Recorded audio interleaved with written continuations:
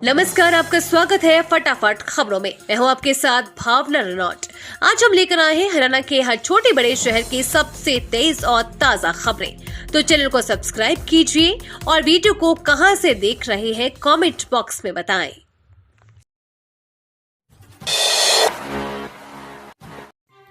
हरियाणा में अगले 2 दिन मौसम साफ रहेगा। तेज हवाओं ने दिलाई प्रदूषण से राहत, न्यूनतम तापमान में गिरावट की संभावना। हरियाणा में तेज हवाओं के कारण मौसम का मिजाज कुछ हद तक बदल गया है। हालांकि सर्दी के आने के लिए अभी कुछ दिन और इंतजार करना होगा। कल से न्यूनतम तापमान में मामूली गिरावट आने की संभावना है। सुबह और शाम को हल्की ठंड है, लेकिन दिन में गर्म मौसम का कुछ दिन और रहेगा। मौसम विभाग के अनुसार शनिवार को भी आसमान पूरी तरह साफ रहेगा। दिन में अच्छी धूप निकलेगी। बता दें कि पिछले कई दिनों से प्रदूषण के कारण खराब हुई हवा में भी हवा चलने से कुछ हद तक सुधार हुआ।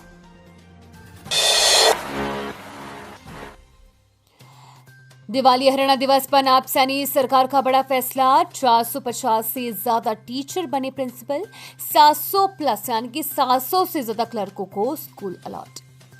हरियाणा सरकार ने दीपावली तथा हरियाणा दिवस के अवसर पर शिक्षा विभाग में 400 से अधिक शिक्षकों को प्रमोशन देकर प्रिंसिपल बनाया है।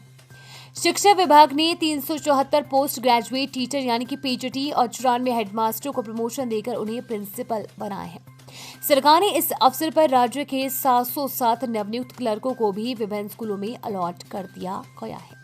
ये कदम स्कूल प्रशासन को बेहतर बनाने की दिशा में एक मजबूत पहल के रूप में देखा जा रहा है। नए क्लर्कों की तैनाती से स्कूलों की प्रशासनिक व्यवस्था में सुधार होने की उम्मीद है। शिक्षा विभाग की तरफ से 374 योग्य और अनुभवी पीजीटी को प्रिंसिपल पद पर प्रमोट कर शिक्षा विभाग ने उनके अनुभव का फायदा उठाने की योजना बनाई है। कई वर्षों से वो सेवाएं दे रहे हैं। यात्रियों को राहत, 25 स्पेशल ट्रेनों का होगा संचालन। उत्तर पश्चिम रेलवे की ओर से त्योहारी सीजन पर अतिरिक्त यात्री भार की वजह से स्पेशल ट्रेनों का संचालन किया जा रहा है। इन ट्रेनों का शनिवार को संचालन किया जाएगा।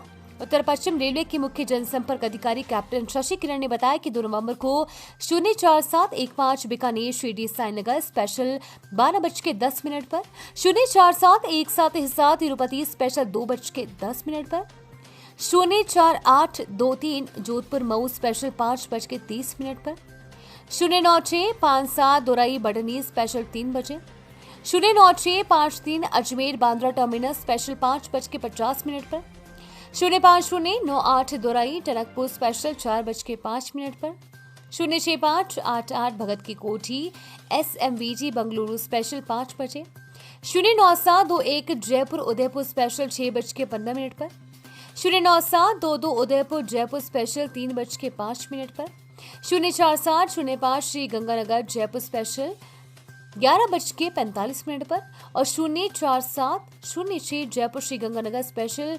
1:05 पर और 04801 जयपुर सीकर स्पेशल 7:30 बजे, 04802 जयपुर सीकर स्पेशल 7:25 पर और 09635 जयपुर रेवाड़ी स्पेशल 7:10 पर और 09636 रेवाड़ी जयपुर स्पेशल 3:05 पर रवाना होगी। हरियाणा सीईटी परीक्षा के लिए इस दिन जारी हो सकता है अधिसूचना, जाने योग्यता मानदंड। हरियाणा कर्मचारी चयन आयोग जल्द ही कॉमन एलिजिबिलिटी टेस्ट के लिए अधिसूचना जारी कर सकता है। इस परीक्षा के लिए अधिसूचना नवंबर की शुरुआत में आधिकारिक वेबसाइट पर जारी करने की उम्मीद है। आयोग परीक्षा दिसंबर आयोजित कर सकता है। अधिसूचना जारी होने के बाद उम्मीदवार आधिकारिक वेबसाइट पर जाकर आवेदन कर सकेंगे। हरियाणा सरकार द्वारा आयोजित एक प्रतियोगिता परीक्षा जो कि ग्रुप सी और ग्रुप डी के पदों पर भर्ती के लिए आवश्यक है। जानकारी के लिए बता दें, हरियाणा सरकार ने ग्रुप सी और डी के पदों पर भर्ती के लिए सामान्य पात्रता परीक्षा को अनिवार्य कर दिया है। नायब सैनी बोले, सुरजेवाला के पास कोई काम नहीं, जाति विशेष के नाम से संबोधित किया। मुख्यमंत्री नायब सिंह सैनी ने हरियाणा दिवस पर आयोजित कार्यक्रम में कांग्रेस पर जमकर निशाना साधा। वहीं कांग्रेस के राष्ट्रीय महासचिव रणदीप सुरजेवाला को भी जाति विशेष का नाम लेकर संबोधित कर डाला। उसके बाद रणदीप सुरजेवाला ने पलटवार करते हुए कहा कि टिप्पणी दलित समाज का अपमान है। मुख्यमंत्री नायब सिंह सैनी ने गोहाना में आयोजित कार्यक्रम में कांग्रेस नेताओं पर चुटकी ली। उन्होंने रणदीप सुरजेवाला को लेकर कहा कि इनका एक बहुत बड़ा थिंक टैंक है। सुरजेवाला साहब, उनके पास कोई काम नहीं है।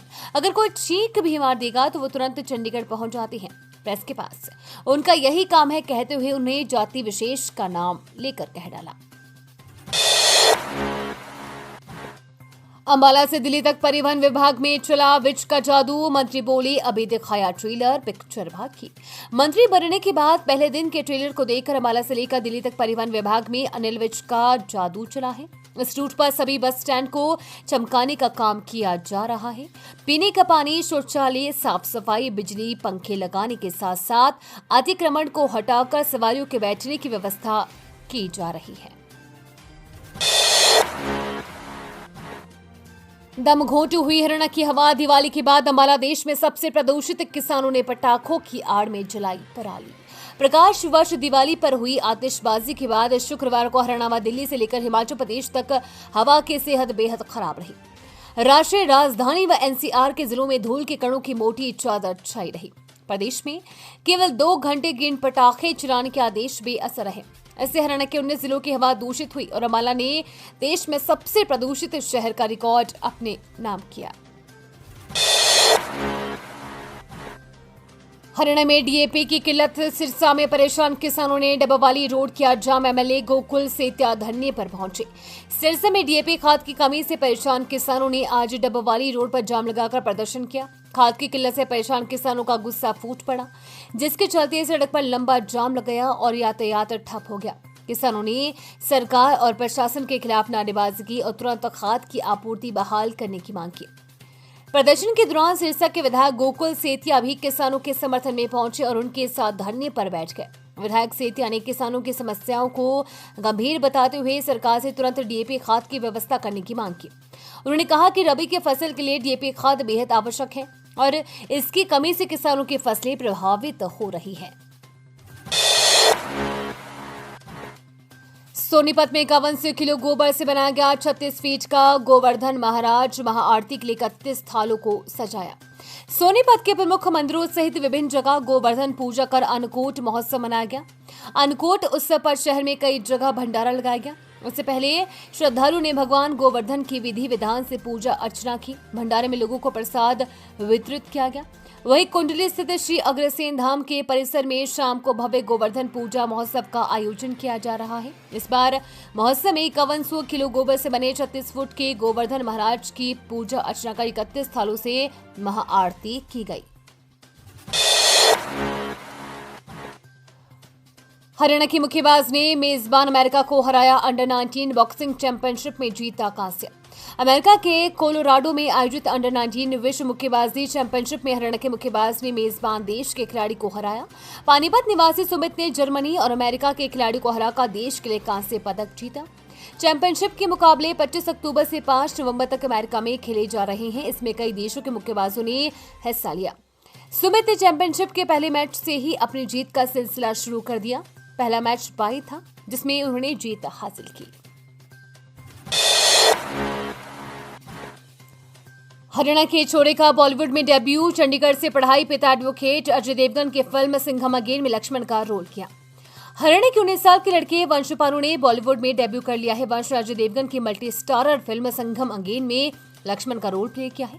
वंश पानीपत के लतीफगढ़ इलाके के रहने वाले हैं और प्रोफेशनल तैराक भी हैं। वंश 2016 में 50 और 100 मीटर स्ट्रोक में हरियाणा के सर्वश्रेष्ठ तैराक रहे हैं। डेब्यूटेंट वंश पानू से डायरेक्टर रोहित शेट्टी की टीम ने सोशल मीडिया पर संपर्क किया था। आईपीएस अधिकारी के यौन शोषण प्रयास मामले में एसआईटी का नया खुलासा। ईमेल के जरिए भेजा गया था अफसरों को मेल। प्रदेश के एक आईपीएस अधिकारी के यौन शोषण प्रयास प्रकरण में एसआईटी को जांच में कुछ अहम सुराग हाथ लगे हैं। एसआईटी ने मामले में 3 गवाहों के बयान दर्ज किए हैं। इनमें चिट्ठी पर फर्जी हस्ताक्षर करने वाले 2 लोगों सहित 3 के बयान लिए गए हैं। एसआईटी की जांच में सामने आया है कि जो ईमेल भेजी गई थी वो ईमेल आईडी एक निजी कंपनी के वाईफाई कनेक्शन से बनाई गई थी। वो वाईफाई कनेक्शन जींद के सुनील कपूर के नाम से रजिस्टर्ड है। शुक्रवार दोपहर पुलिस लाइन में एसपी दीपक सहारण व एसएसपी राजेश कुमार मोहन ने इस मामले में प्रेस वार्ता की। साइबर ठगों का गिरोह सक्रिय। दादरी में टास्क जीतने का झांसा देकर हवलदार से 12.47 लाख रुपए की ठगी, केस दर्ज। चरखी दादरी में ठगों ने टेलीग्राम पर टास्क जीतने का झांसा देकर एक सेना के हवलदार से 12.47 लाख रुपए ठग लिए। पीड़ित हवलदार को रुपए अधिक करने के लालच में ठगों के खाते में बड़ी रकम जमा करनी पड़ी, लेकिन जब उसने निवेश की राशि निकालने की कोशिश की तो उसे ठगी का एहसास हुआ। इसके बाद साइबर थाना पुलिस ने पीड़ित की शिकायत के आधार पर अज्ञात ठगों के खिलाफ मामला दर्ज कर जांच शुरू कर दी है। प्रेमनगर निवासी पवन कुमार, जो सेना में हवलदार है, ने पुलिस को दी शिकायत में बताया कि 13 अक्टूबर को उसे एक कॉल आई जिसमें होटल प्रमोशन का दावा किया गया था। कॉलर ने टेलीग्राम पर अधिक जानकारी देने की बात कही। पवन ने टेलीग्राम पर संदेश देखे और प्रियंका नाम के अकाउंट से संपर्क किया। आरोपी ने उसे टास्क जीतने का लालच देकर छोटे निवेश के बदले पैसे लौटाए, जिससे पवन का विश्वास बढ़ गया। ये थी आज की फटाफट खबरें। हम मिलेंगे अगले बुलेटिन में, तब तक के लिए धन्यवाद और जय हिंद।